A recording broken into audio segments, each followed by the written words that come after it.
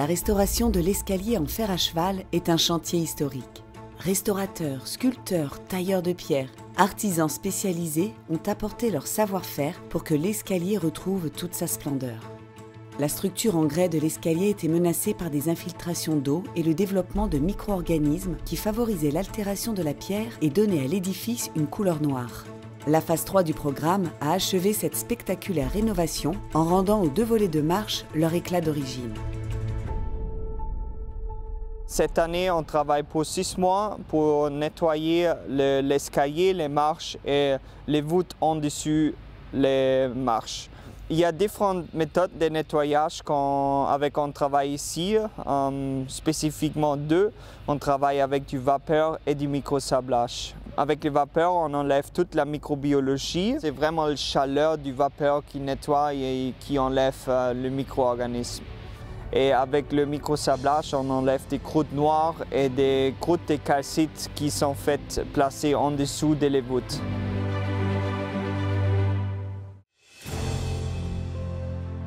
Nous sommes ici pour les travaux menés pour pallier les problèmes d'infiltration qui ont généré différents désordres sur la galerie intérieure, sous les volets d'escalier.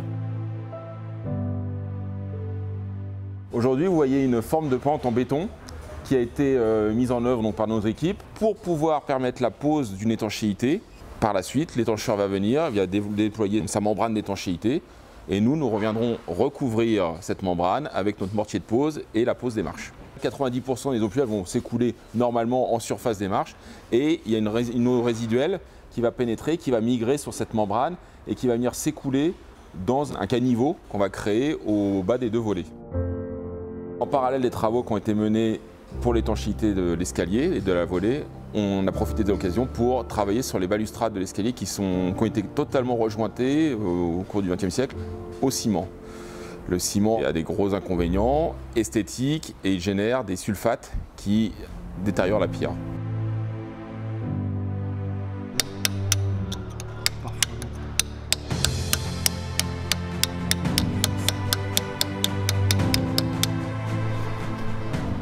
On a déjà la pierre qui en attend, je vais la coller cet après-midi. Et comme ça, lui, le sculpteur vient la semaine prochaine, il va pouvoir commencer à resculpter le motif. Je suis en train de sculpter un caducée ici.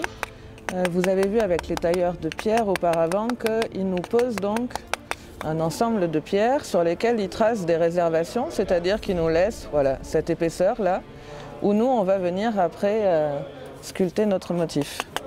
Et donc on vient de manière générale détourer, cadrer, on commence par faire un dessin cohérent avec ce qu'on trouve à côté, sur lequel on vient prendre des mesures de différentes façons. On a des compas pour venir prendre les épaisseurs, voilà. Et puis on va reprendre différentes hauteurs qu'on va venir reporter et s'adapter à chaque fois aux différents motifs qu'on a sur les travées.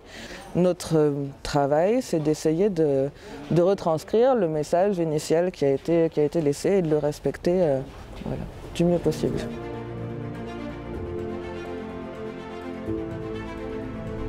Mais de toute façon, c'est comme une communication avec les anciens, hein, quand on rentre dans un édifice comme celui-ci.